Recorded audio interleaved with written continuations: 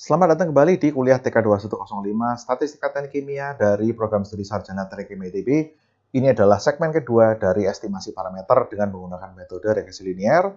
Dalam video segmen kali ini kita akan membahas mengenai mutu dari hasil regresi. Yang dimaksud dengan mutu di sini adalah seberapa dekat hasil regresi kita dengan data pengukuran. Mari kita mulai.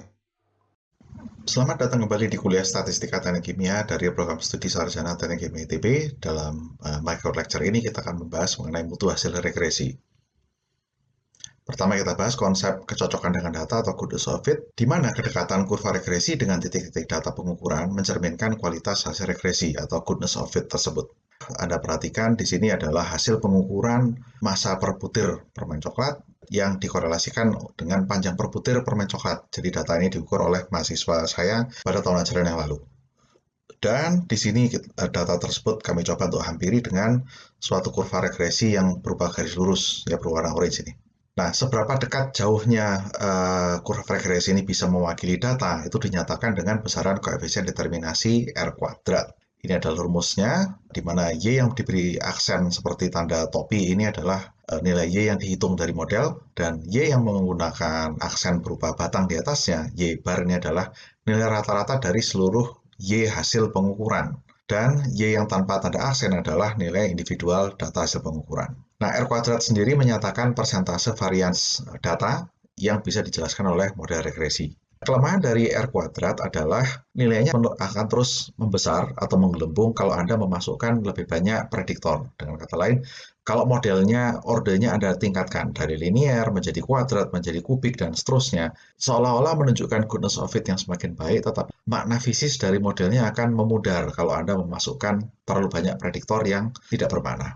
Nah, untuk mengatasi hal tersebut, maka kita bisa menggunakan adjusted coefficient of determination, R kuadrat adjusted, ya. Besaran ini memperhitungkan apakah kita terlalu banyak memasukkan prediktor di dalam model. Dan ini adalah rumus R kuadrat adjusted. R kuadrat di sini adalah sama dengan yang ada di atasnya. N adalah jumlah titik data yang kita ukur, dan K adalah jumlah prediktor di dalam model. Sebagai contoh, model yang atas ini prediktornya hanya satu, yaitu X saja.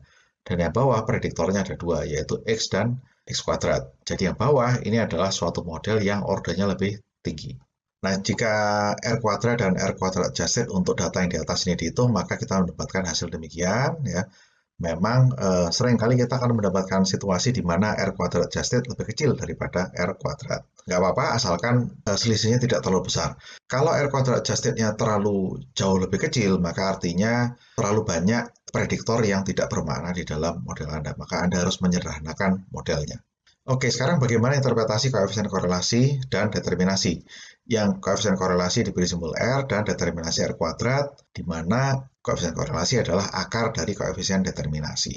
Contoh yang pertama adalah di mana datanya dihampiri dengan sangat baik oleh kurva regresi, ditunjukkan oleh R kuadrat maupun R yang nilainya sangat tinggi. Di atas 90% itu bisa dianggap sangat bagus, ya. Berikutnya, ini juga masih menunjukkan korelasi, tetapi goodness of fit-nya tidak sebagus yang nomor satu. Artinya, persentase dari varians data yang bisa dijelaskan oleh model itu lebih kecil daripada situasi yang pertama.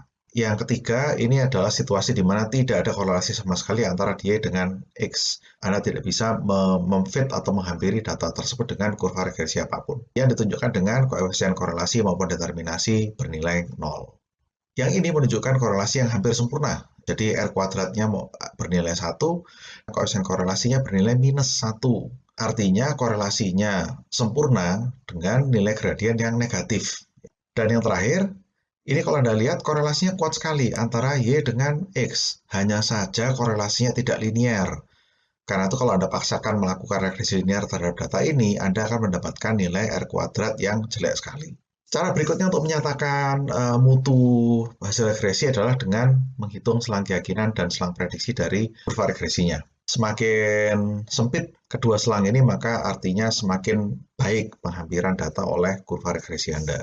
Confidence interval atau selang keyakinan ini menyatakan selang yang berisikan nilai sejati rata-rata Y untuk suatu nilai X tertentu. Atau dengan interpretasi lain seperti yang ada di sebelah kanan, makna dari selang keyakinan 95% artinya adalah bahwa kurva regresi dengan nilai sejati parameter Ingat, kita tidak pernah mengetahui dengan eksak berapa nilai sejati parameter regresi. Ya. Kurva regresi dengan nilai sejati parameter regresi itu ada di dalam interval ini pada probabilitas 95%. Di sebelah luarnya ada prediction interval.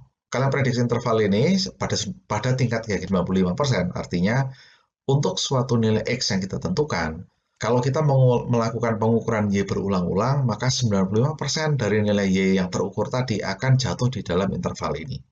Interval prediksi lebih lebar daripada selang keyakinan. Ini adalah rumus untuk untuk interval prediksi. Sangat mirip dengan yang sebelumnya, tetapi di sini ada ketambahan angka 1 ya. Lebar dari selang keyakinan dan sebetulnya selang prediksi juga, hanya saja data yang saya tampilkan di sini tidak menampakkan kelakuan tersebut dengan sangat menonjol. Di sebelah ujung-ujung, baik di ujung kiri maupun di ujung kanan, ini selangnya lebih lebar daripada yang ada di tengah-tengah. Artinya, regresi linear lebih baik Anda gunakan atau lebih presisi untuk Anda gunakan untuk interpolasi, alih-alih ekstrapolasi. Jadi ketelitian regresi itu di tengah-tengah lebih tinggi daripada di ujung-ujung. Pada saat Anda menggunakan regresi untuk meramalkan kelakuan di luar range variabel terukur, berhati-hatilah karena Anda akan berhadapan dengan confidence interval yang semakin lebar. Ke kanan melebar, ke kiri pun juga melebar. Dan yang terakhir, selain dari kurva regresi sendiri, parameter regresinya, misalkan Anda menggunakan persamaan linear Y sama dengan MX tambah C ya, gradien maupun interceptnya dua-duanya memiliki ketidakpastian karena kedua-duanya dihasilkan dari pengukuran variabel acak yang pasti mengandung ketidakpastian.